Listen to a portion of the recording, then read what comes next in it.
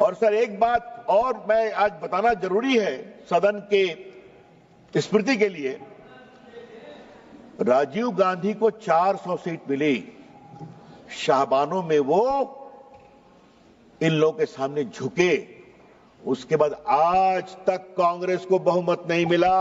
याद करिए आप, देश की हवा कहां बह रही है समझिए अखिलेश बाबू। और हमको आप इतना आलोचना करते हैं, नरेंद्र मोदी जी को एक बार पूर्ण बहुमत मिला, दूसरी बार पूर्ण बहुमत मिला। आप लोगों ने संविधान का कुछ मिसलीड करके धोखाधड़ी करके यूपी में कुछ गड़बड़ किया, जनता को समझ में आ गया तो हरियाणा जिता दिया, फिर आपके महाराष्ट्र जिता दिया, फिर दिल्ली जिता दिया और अब बिहार भी जिताने वाले, निश्चित रहिए आप।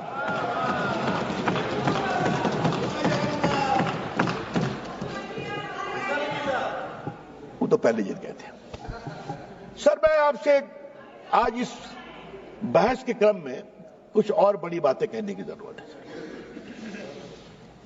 ये जो 13 का कानून सर बार बार कहा जा रहा है कि अच्छा लगा मुझे उपनेता ने, कांग्रेस ने कुछ कहा कि बदलाव पहले भी हुए हैं। सर आपकी जानकारी के लिए अगर देखें आप, आजादी के बाद 54 में एक्ट आया, 59 में बदलाव हुआ, 64 में बदलाव हुआ, 69 में हुआ, 84 में बदलाव हुआ, फिर 95 में आया। और सर ये रिकॉर्डेड है, अगर आप निर्देश देंगे तो हम प्रस्तुत करेंगे। ये सारा कुछ बदलाव कुछ जमातों के दबाव में आया। और सर 95 कब आया? जब राम जन्मभूमि का आंदोलन चल रहा था। हाँ, तो इन लोगों ने कहा ठीक है हमारे वक्फ में बदलाव करो। और 13 कब आया? जब इनके हारने का रास्ता खुल रहा था। सर जब आप इस तरह से कानून में बदलाव करते हैं तो आपकी मंशा अक़लियत की सेवा करना नहीं है, आपकी मंशा अपने वोट का इजाफा करने की है। फिर भी आप हार जाते हैं, तो फिर भी नहीं समझते। सर अब मैं इसकी आवाज मैं सुन रहा हूं अपने प्रदेश की है क्या? चलिए आपके मित्र की बेटी आपके मित्र की बेटी। सर अब मैं कुछ संपत्ति पर आता हूं। ये 8 लाख संपत्ति है, दुनिया की सबसे बड़ी संपत्ति है सर। और सर मुतवल्ली उसको मैनेज करता है, मैंने दिखा दिया वो मैनेजर है। मैनेजर की अकाउंटेबिलिटी होती है कि नहीं? और सर मैं पटना साहिब का सांसद हूं सर। हमारे क्षेत्र में गर्दनी बाग में सर एक सरकारी जमीन पर तालाब है जहां लोग छठ में अर्घ देते हैं सर। हाई कोर्ट में सरकार ने कहा कि यह सरकारी जमीन है और वहां से 5-7 किलोमीटर दूर एक कब्रिस्तान है, 1920 का रिकॉर्डेड। कुछ लोग कहते हैं ये हमारा वक्फ है, हर बार छठ में खड़े हो जाते हैं। फतवा में यही काम किया।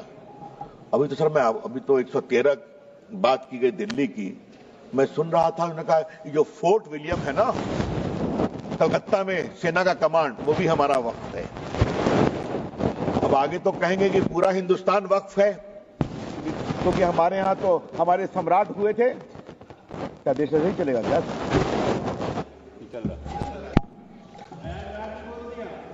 अरे प्रयागराज में बोला, भोपाल में बोला, कहां नहीं बोला, मुंबई में बोला, जहां चले जाइए।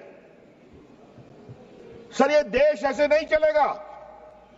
और मैं माननीय मंत्री से आग्रह करूंगा, एक बार सदन को विस्तार से बताएं जिस तरह से वक्फ का दावा किया गया, उसका दावा करने वाले कौन थे। और थोड़ा गहराई में जाएंगे, हम लोग भी देश घूमते हैं, तो मैनेजर साहब की बिल्डर से सांठगांठ हो गई और वहां पर बिल्डिंग खड़ी हो जाती है। ये सच्चाई नहीं है क्या? वक्फ इसके लिए नहीं होता है। इसलिए ये पूरा बदलाव सर जरूरी है सर। सर मैं एक बात और कहना चाहता हूं इस कानून के संदर्भ में, लेकिन उसके पहले सर हम एक बिहार के बड़े वरिष्ठ नेता को भी कोट करना चाहेंगे।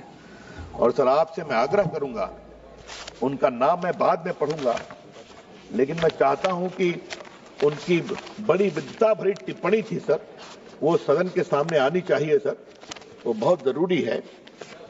वो उस समय सर पार्लियामेंट में थे और उन्होंने कहा था कि पूरा लूट लिया है, पटना में भी लूट लिया है, एकदम वक्फ का कानून होना चाहिए।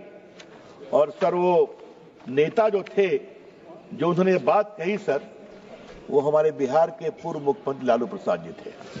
तो मेरे पास उनका कोट है, अगर आप कहेंगे तो निकाल के पढ़ दूंगा।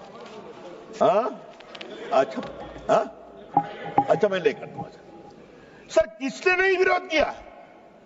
और आज मैं विपक्ष को एक ही बात कहना चाहता हूं, कुछ तो दिल में झांकिए आप sir. I will just 5 minutes I conclude. कुछ तो दिल में झांकिए आप कि अगर वक्फ की संपत्ति की लूट हो, हम खामोश रहें? इसको सख्त करना बहुत जरूरी है सर। एक बात उन्होंने बार बार कही कि पहले हाईकोर्ट को भी पावर था। High court did not have any direct power. High court चाहे तो कॉल फॉर कर सकता है या कोई कंप्लेन कर सकता है। लॉ में कोर्ट जाना मना था और ट्राइब्यूनल ने कैसे कैसे काम किया ये भी आप जानते हैं। तो आज यहां पर कोर्ट में भी आप जा सकते हैं।